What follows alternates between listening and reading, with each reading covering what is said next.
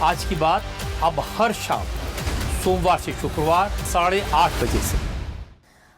मर्यादा पुरुषोत्तम के दरबार में चंदे का डाका डालने का सबसे गंभीर इल्जाम टिन्नू यादव पर है और उसे लेकर के एक और बड़ा खुलासा हुआ है। राम मंदिर चंदा चोरी से जुड़ी बड़ी खबर आपको बताएं, जिसमें टिन्नू ने अपने छोटे भाई बलराम को भी मंदिर में नौकरी दिलवाई थी।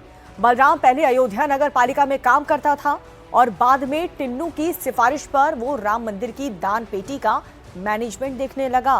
टिन्नू ने भतीजे मनीष को भी मंदिर में काम दिलवाया। मनीष चंदे की गिनती का काम करता था और उसके पास से 36 लाख रुपए मिल चुके हैं। अब उसके भाई को लेकर के भी नया खुलासा सामने आया है। नाम है बलराम यादव, जो दान पेटी की देखरेख किया करता था। मनीष यादव पहले से ही एसआईटी की रडार पर था। अब टिन्नू का भाई बलराम भी रडार पर है। आपको बता दें कि टिन्नू चंपत राय का ड्राइवर भी है।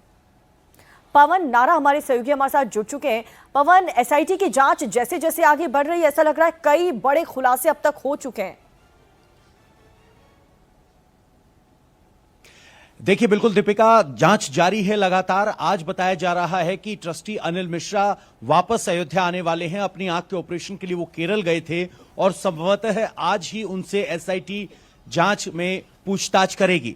लेकिन सबसे बड़ा सवाल है, जो ये जानकारियां आ रही हैं, ये एक बड़ी साजिश के छोटे हिस्से भर हैं। अभी एसआईटी की कोशिश इन्हीं हिस्सों को जोड़ने की है।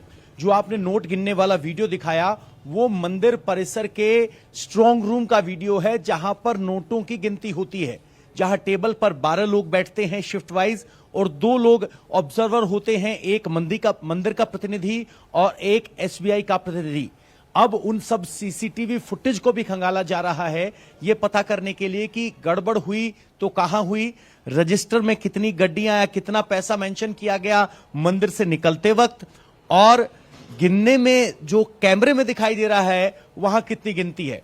वो बेसिक मिसमैच बताएगा कि घोटाले का स्केल क्या है, और जो पूछताछ हो रही है वो बताएगी कि मंदिर प्रबंधन में दान पेटी से कैश निकालकर काउंटिंग सेंटर तक ले जाना और काउंटिंग सेंटर से बैंक तक ले जाना, उस प्रक्रिया में कौन कौन लोग शामिल हैं। लेकिन पवन, बड़ी बात तो यह है कि जब इनके ऊपर इतने बड़े बड़े पदाधिकारी मौजूद थे, उनका कभी ध्यान ही नहीं गया, कभी इस पर किसी ने कोई सवाल ही नहीं पूछा कि कितना पैसा, यानी दान कितना आ रहा है, कितना दान जा रहा है। बिल्कुल, यहां सिर्फ कर्मचारियों का जिक्र लेके नाम करके ये कह देना कि कर्मचारी लेवल पर ये गड़बड़ थी, ये बिल्कुल नहीं है।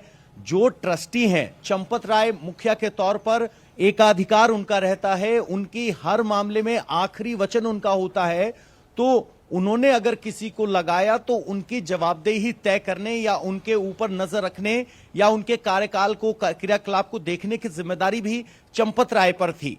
गोपाल राय, जो कि व्यवस्थापक कहा जाता है, कहने के लिए तो मंदिर के दर्शन के जिम्मेदार हैं, लेकिन उनके भतीजे भी काउंटिंग में थे। तो कुल मिलाकर या तो सहमति थी, नहीं सहमति थी तो लापरवाही थी। कैसे मंदिर में तो बिल्कुल आप सही कह रहे हैं कि जो उच्च पदाधिकारी हैं मंदिर ट्रस्टी के, उनके ऊपर भी जिम्मेदारी बनती है, उनकी जिम्मेदारी तय भी होनी चाहिए। और आखिरकार ये क्या है कि यहाँ पर पूरा परिवारवाद चल रहा है। एक व्यक्ति घुसता है, अपने पूरे परिवार को भी वो यहाँ पर नौकरी पर लगा देता है। आप नजर बनाए रखें, क्योंकि बहुत सारी चीजें लगातार रोजाना निकल रही है तफ्तीश में। धन्यवाद आपका पवन। तो देखिए, राम मंदिर में भक्तों ने जो चढ़ावा चढ़ाया, उस पर कितने लोगों ने हाथ साफ किया, इसका जवाब एसआईटी को तलाशना है। एक नाम और है रवि मिश्रा। उन्होंने किस किस रिश्तेदार को मंदिर में सेट करवाया है, आपको ये भी हम बताते हैं, जिसमें अनुकल्प मिश्र रवि मिश्र का बेटा है। वो चंदा गिनने वाली टीम का हिस्सा है। और सिर्फ इतना ही नहीं, रवि मिश्रा ने अपने दामाद लवकुश मिश्रा को भी मंदिर में जगह दिलवाई है।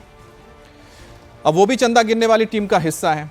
अब लवकुश के घर से 10 लाख रुपए कैश बरामद हुए, यानी कि जो लोग कैश गिन रहे हैं वो सब एक ही परिवार के रिश्तेदार हैं। एक और बड़ा नाम आया है गोपाल राव का, जो राम मंदिर के व्यवस्थापक हैं और दर्शन प्रभारी भी हैं। अब उनके किस रिश्तेदार को लेकर सवाल उठ रहे हैं, ये भी आपको बता देते हैं। उनके भतीजे सोमेश आनंद को लेकर खुलासा हुआ है कि वो सोमेश ने एक साल में 50 से ज्यादा यात्राएं की। अयोध्या से वो लगेज लेकर ट्रेन से जाता था, फिर फ्लाइट से लौटता था। ये पहलू इसीलिए बहुत महत्वपूर्ण है क्योंकि ट्रेन में ज्यादा चेकिंग नहीं होती है। तो क्या उन लगेज में चढ़ावे का कैश और सोना था?